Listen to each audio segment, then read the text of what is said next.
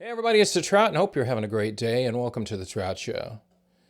You know, the majority of the musicians that I've interviewed, and I've interviewed dozens of them, doesn't matter where they're located, anywhere in the world, they all pretty much tell me the same thing, that they started performing when they were a very young age. Personally, myself, I started playing guitar when I was 12, and I wrote my first song and performed it in front of a bunch of people when I was in 8th grade. Our guest today is no exception, except she started playing piano, at least sat at the keyboard to try to play piano, when she was 3 years old. Her name's Alex Whorms. She's a Toronto-based musician, artist, composer, a lot of things.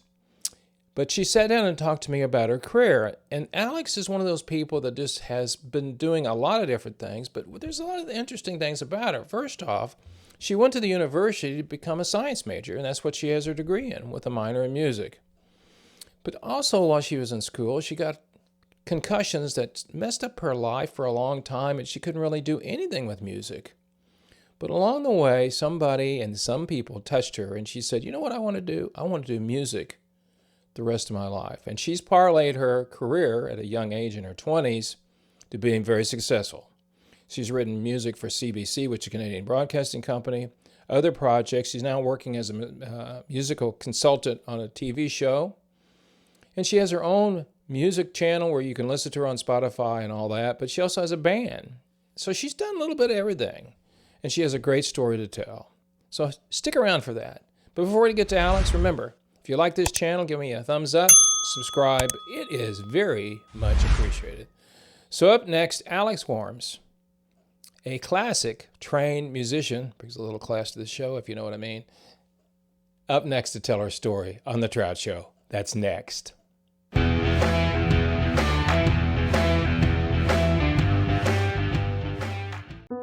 It'd be so nice to see you again.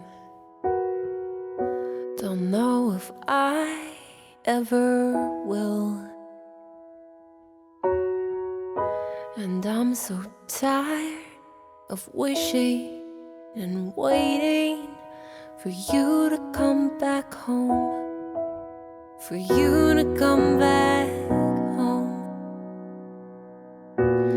I've been all around this town, but I would like to see it all. I want time and I want money. I want everything this world can give me, 'cause one day I'll be gone. One day I'll be gone. When did you sit down at your first piano? How old were you? Oh, I remember being 3 and, climbing the piano bench because I was too short to sit on it properly, and opening one of my dad's piano books. Was it from like a Phantom of Spanet? the Like Opera. an open, yeah. Or It was a Clavinova. It was a digital yeah. weighted Okay. piano Yeah. that my dad still has, actually. And I remember opening the book and like pretending to play because I had no idea how to read Yeah. notes at 3. Kind of like when I got my first guitar, I'm just going, listen to this. Yeah. But like that's the first time I actually remember, and I've seen the home videos of like me as an infant in the little baby carrier like under the piano while my dad was playing. So like I had been listening to that thing, since day one. So is he still play? I mean, was he a professional musician, or was that something he did for fun? For fun, yeah. Yeah. My dad is an electrical engineer, but we had like a lot of our family, especially on my dad's side, that we're all hobby musicians, and pretty good hobby musicians. Like we had a musical family, so I was surrounded by it. So when Again, you're since I was okay, so really here's young. my question. The reason I ask you that, when you started doing the studio work, when you were doing this science project, were you a performer at that point? Had you started performing in front of people? Yes, I So had. you knew before you even did it to a certain degree. Of course, I'm being a rock blues guy. I understand it completely because I tell people all the time, and I interview a lot of independent, but I also interview some big names too. and nothing gets better than, and you're a little bit different. We're going to get into your music in a second, but nothing's better as a performer than A, when people respond to a song that you like, that you wrote, and B, if they actually start singing it with you. Yes. And the third part of that is, and you can only know this, Alex, if you perform in front of people, is when you have the audience on your side. Hmm. That changes everything. So when you started you already knew some of this, the relationship between the singer and the audience, because somebody told me years ago, and I tell young people this all the time, when you walk on stage, people want to like you. It's not like they don't want to like you, and it's your job to make sure they continue to like you. You know what I mean? Yes. So you got started doing that, and when did you do I guess the movement, so to speak, when you said, "Oh, I want to do this like for a living"? And when did you start writing? You started writing. What was the type? I know I just saw your thing this morning. You just posted on Instagram. I think it may have been a new one, a reel that you just posted up. How long ago was that made? It was obviously at a TV channel that you did something. Oh, we did that. That was on Saturday, Okay, so you 2 days ago. recently. Okay, all right. So, and you said that you were classically trained. You didn't get pop music, and I understand that. Um, I still don't get it now, but that's okay. I get it. I do get it now, though. You Like did no, but you I've understand. gotten to that point. But Yeah. yes, I do. Yeah. So when was it you started writing and said, "Oh, I want to write"? Did you lean towards, because your background's being classical, but did you start writing more classical type pieces? And or did you start writing and then do and had your voice, and which you have a beautiful voice, by the way. Thank you. And so what happened first, the chicken or the egg? What happened? That's a great question. Well, for me, I was the classical piano kid, growing up. I have to I ask you real quick, dove right in. who is your favorite to perform? What style is my favorite No, to perform? what artist? I mean, what Oh, composer? like composer. I love Scriabin, Alexander Scriabin, who Okay, is not as well known as Beethoven, Rachmaninoff, Chopin. I love all list. of them too. Yeah. But yeah, Scriabin, I think deserves to be Now, when just did as he famous. live? When was he alive? The same, about the same Same time period. as Romantic era Okay. composers. Okay. So 1700. I could be wrong. I'm gonna say Let's 1700s, go. Well, he's dead. We don't care. 1800s. Oh yeah, long Don't time, gotta call us. It long doesn't time matter. ago.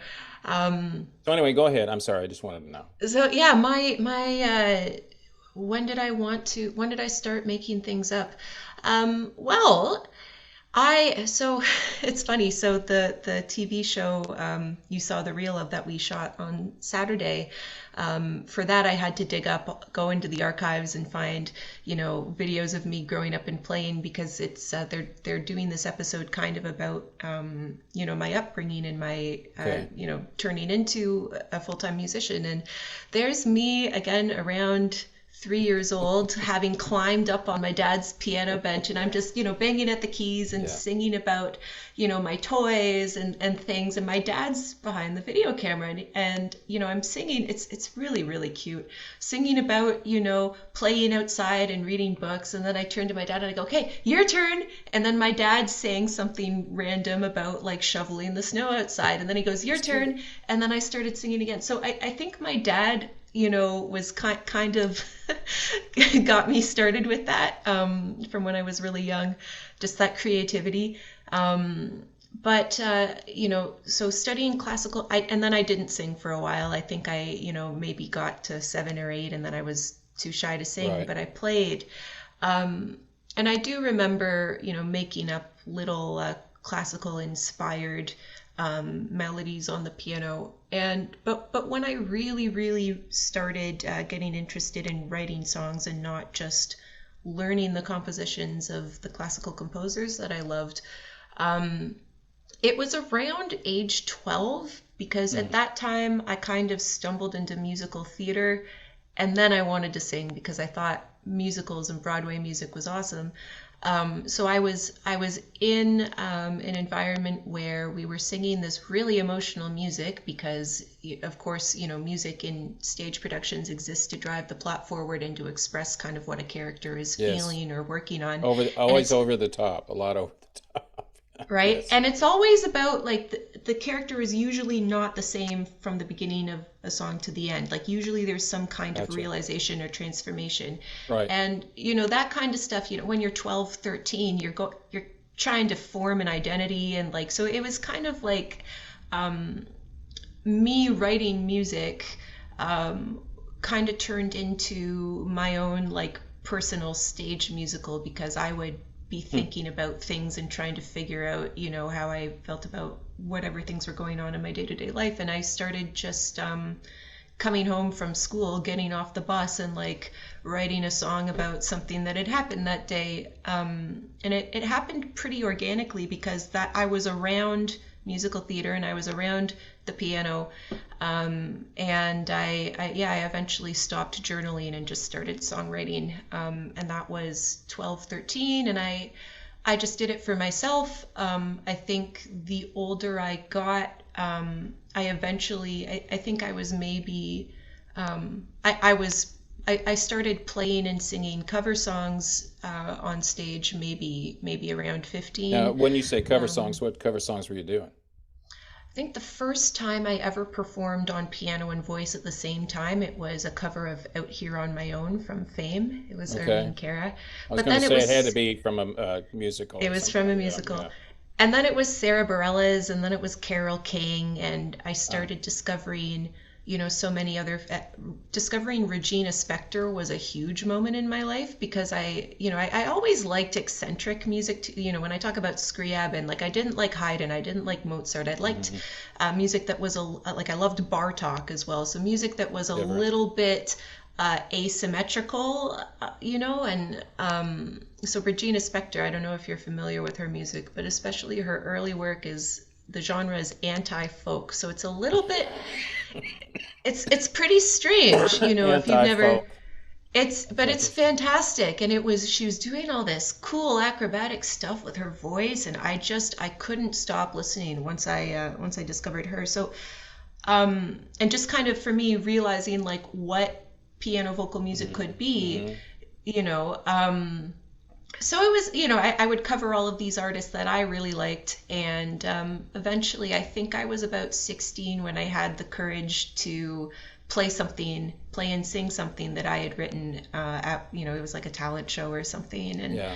I never really stopped doing it after that. Even though I went to university to study science, I moved to Hamilton. I would go to the open mics on campus, and like I had some little bar gigs, and I just kind of, again, organically, I was out there playing music I had written, and I connected with the people who would eventually be the producer on my first EP. And I just I got swept up in the scene. And the moment back to your question now, like the moment I kind of realized I don't want to do science anymore, I have to try this. Then you started writing, you were 16, but then you had to make the transition, I think, to say, when did it hit you? I'm sure sometime when you were in university, when did you say to yourself, I want to do this for a living the rest of my life? How old were you? Yeah. Do you remember when that was? I Oh, it mean, would have it's been, not something that just hits like that. I know it's something you think about, but when did that yeah. happen? And it, I couldn't tell you exactly the year, but I had a rough time in university health wise. I actually, I had several serious concussions. Mm, So I spent a lot of time off. Like there were several semesters where I only had one course, or I didn't have any courses because I was trying to recover. mm, um, and it would be like, well, I can, when I got well enough to play the piano without the noise bothering me too much, mm. it was like, well, I would go play the pianos. I was doing a classical piano minor. So I was still I was still being taught by professors in the Your faculty of major was music. science? Is that what you My, said? Your major was okay. yes. And, it was always like, um, throughout my life, like I'd always kind of, and I am interested in science. I still keep track with some of Sure you my do. favorite topics, but it was always this balancing act of, okay, I'm good at science. I'm better at music. Science careers are stable. And I didn't know any professional musicians personally really until I moved to university, right? Yeah. I didn't really have anyone I could ask for advice. But the moment it hit me that I cannot, re-enroll in science classes was I had just done, so my first EP had come out, I was still a science major. And then I got accepted to do an exchange at New York University I studying did see where you were in there. New York. Yeah, something like that. Yeah. And What was I it? went What, to New York let City. me interrupt for a second. The EP that you did, what was it like? What kind of music was it? Was it something like you write now, or was it something completely different? It was like an early less I like to think just like a less developed version of what I'm Okay. doing now. Like it Okay. turned into, I would call it like it's kind of folk, piano pop folk. Um, but I've developed a lot kind of since then. My Do you sound listen to is it and now. go, "Oh my gosh, I can't believe I was that." But Yeah, this, I don't really listen to it anymore. And, because yeah, it just doesn't, it was my first, I didn't know what I was doing. I was just excited to sure. have the opportunity to make Oh it. yeah. And it's, when I do hear it, it pops up on my Spotify once in a while. It just makes me think about like, oh wow, like I'm a much better singer now. Mm. I'm a much better everything. And it just makes me feel good because I can see how much I've learned. Um, but anyways, I go to New York City. I live there for a couple of months. I'm playing at open mics, 6 or 7 days a week, Mm. and I'm around so many venues, so many creative people, and like the teachers at the university were really, really inspiring. And I come back and I go, I'm not going back to chemistry class. I can't. I Yeah. can't do it because being there, it was just so inspiring. And I realized, like, you know what? Like, I have to try music. I don't know exactly what I'm doing yet, but I have to try because if I don't, I'm going to regret it for the rest of my life. Yep. So Yep. um, that was probably, I don't know, 4 years ago or something. And So you're still new to the game. I mean, you oh, still yeah, are. But the I've thing got a about lot to you, I learn think, still. is I think the thing about you is the fact that, and you made a comment earlier, which is true. When you start out, I interviewed a gal that had a nurse. She had a degree in biology or something. She was something else, and then she started playing blues all the time. Is what she did. But she said, if I ever it doesn't work, I just go back to it. You Mhm. know, of course, she didn't want to, but I can. But the thing about it for you is the fact that you were writing stuff, and I can hear you sitting at the piano playing, doing your thing, and but then all of a sudden, somewhere along the line, where did you get the gig to go, "Ooh, I think I can write music for this commercial, or I can write, some stuff for this show or whatever." How did that come about?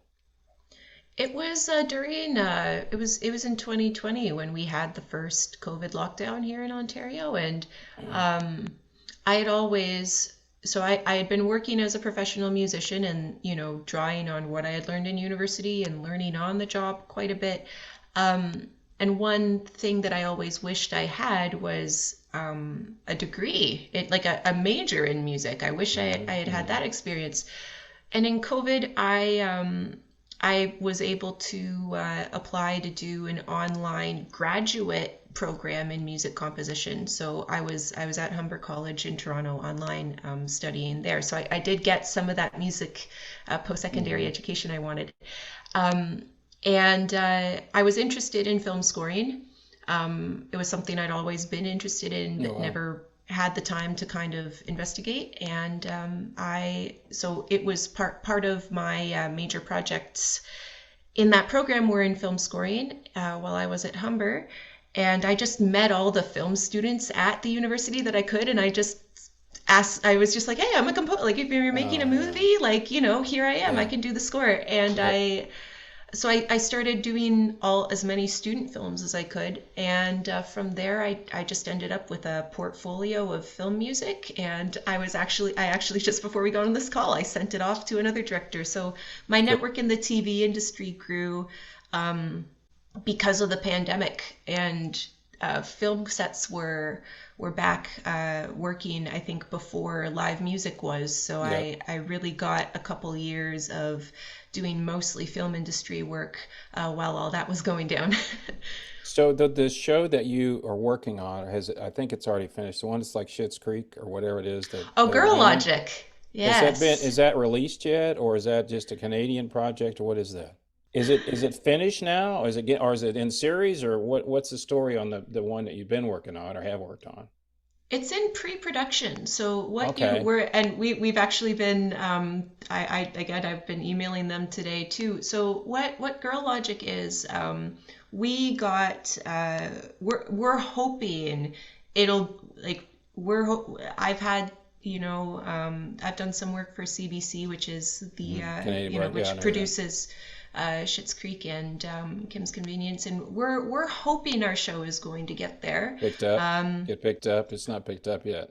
Not yet. And Yeah. what we've done so far, we're just applying for funding to make it. So we were able to make what you would have seen online is a trailer. So that was one grant that we were awarded to make a proof of concept for the show. So, Okay. and that trailer is what we made Now, where with is that that? Is grant. that on? Where can I find that? Is that on your website? Oh yeah, it's on Girl Logic the series is the handle Okay. on Instagram, TikTok, Okay.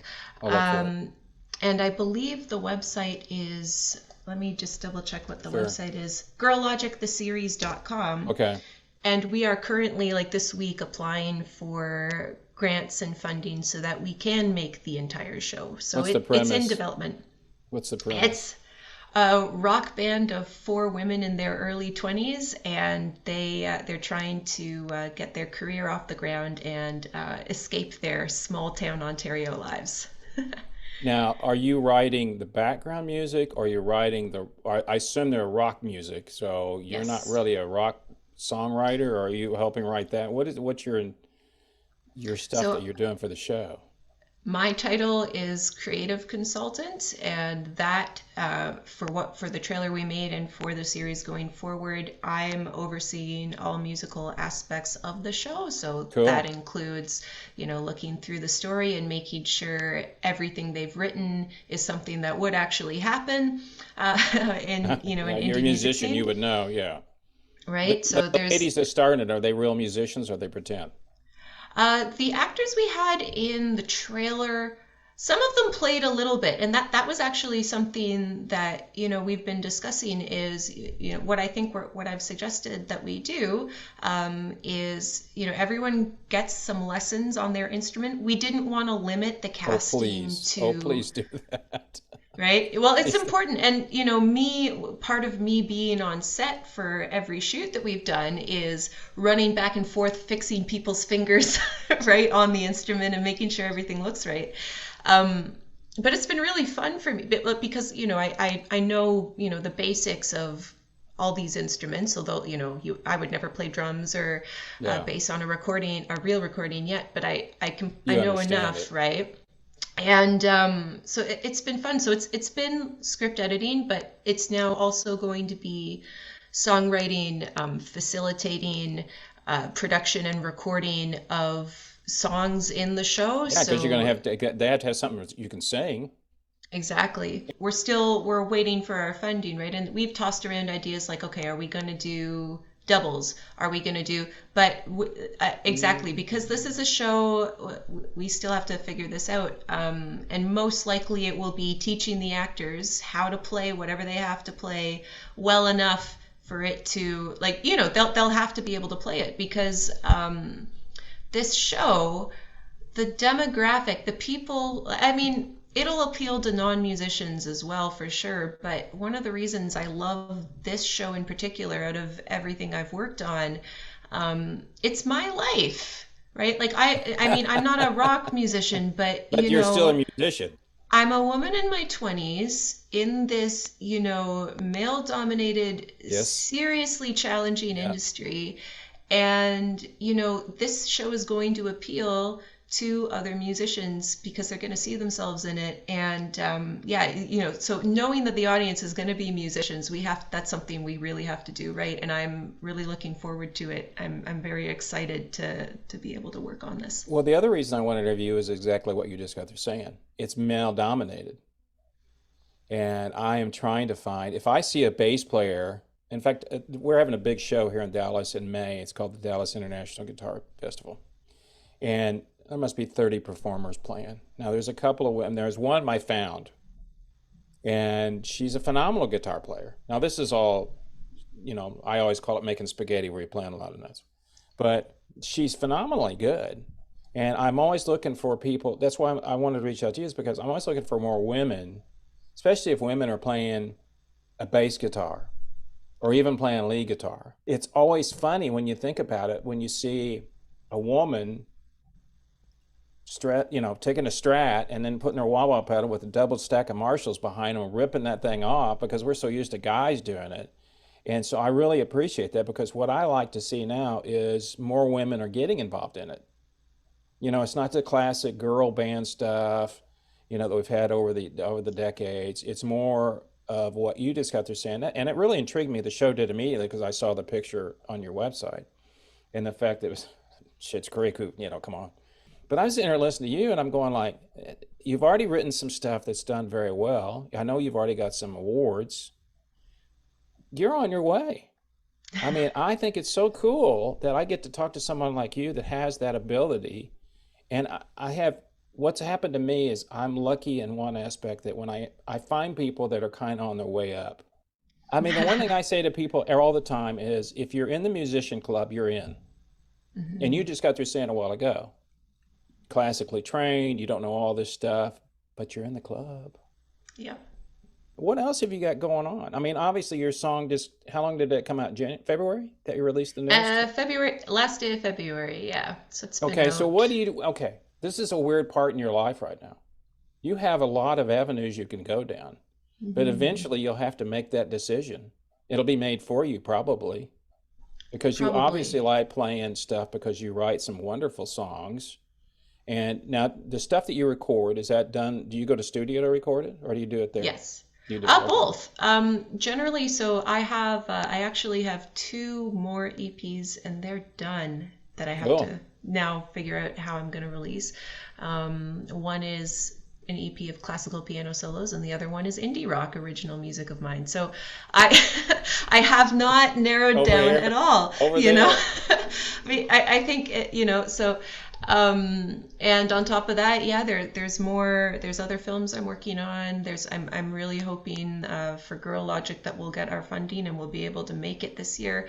And yeah, I do remote recording for other artists. So I've recorded this piano I was wondering if you did several other songs written by other musicians, and I've done remote vocal recording myself as well. For my own music, whenever possible, when I have the funding, I will always go to another studio, just because I prefer, if it's my song, I want to focus on performing it. I don't want to be thinking about the engineering.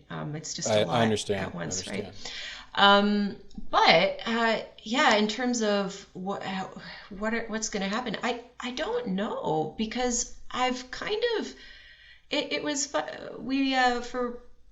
I have to rewrite my biography every time I release a song, right? And what has it been kind of when you're starting out, or when I was starting out writing songs and going to my first workshops and whatever, people were very dead set on, you have to be able to explain what you do in one sentence, and you need to narrow down so that anyone looking at your socials or whatever is not confused about who you are and what you do and what you sound like. And I've actually seen more recently, it seems to me like people are they are diversifying.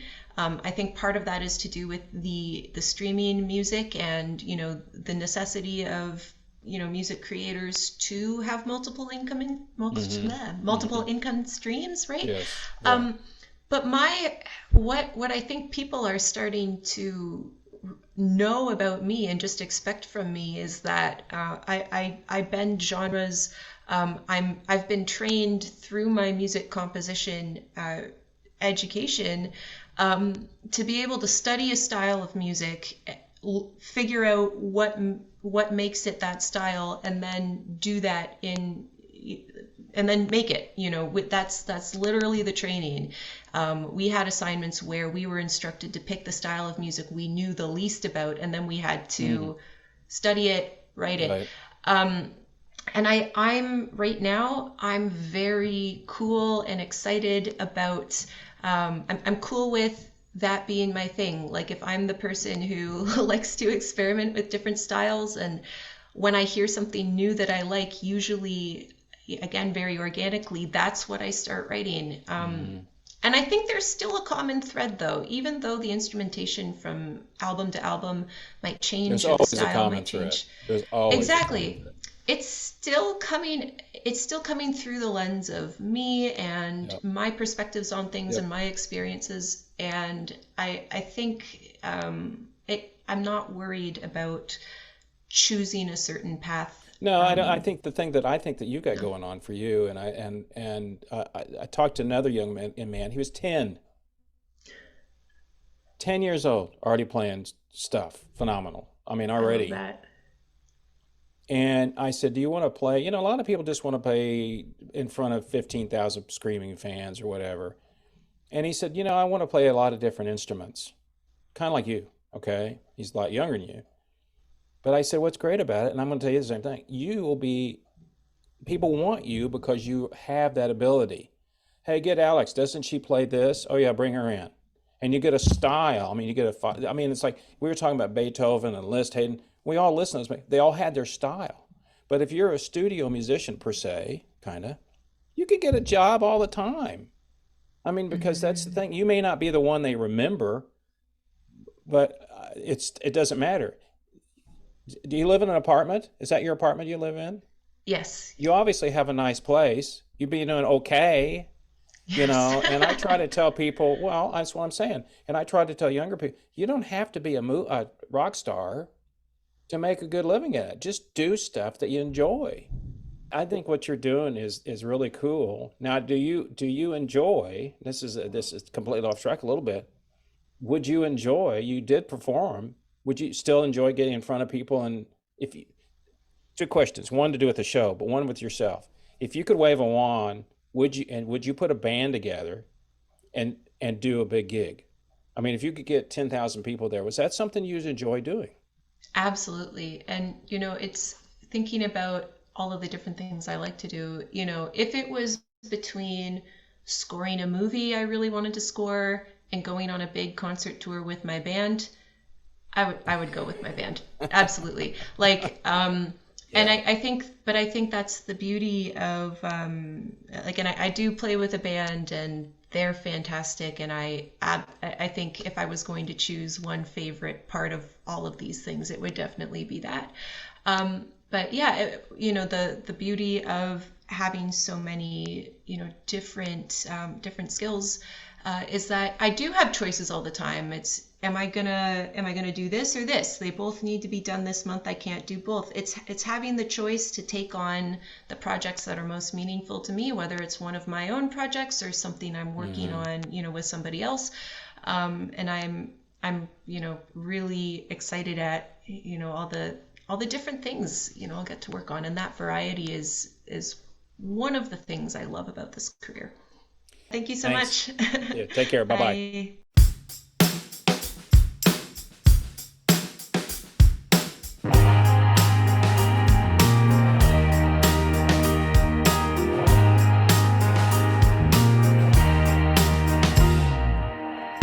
Too much pop on the radio and the TV stations. Take the new songs and shut them out. We were dialed in to stupid high expectations. Everyday life and everyday love. When I called into question lengths we go to fit in, I couldn't see the end. I had written 11 ballads for my boyfriend and picked up my pen. I've written too many love songs in the face of my fears since I've been with you. Why do I feel like a winner in someone else's shoes? I've written too many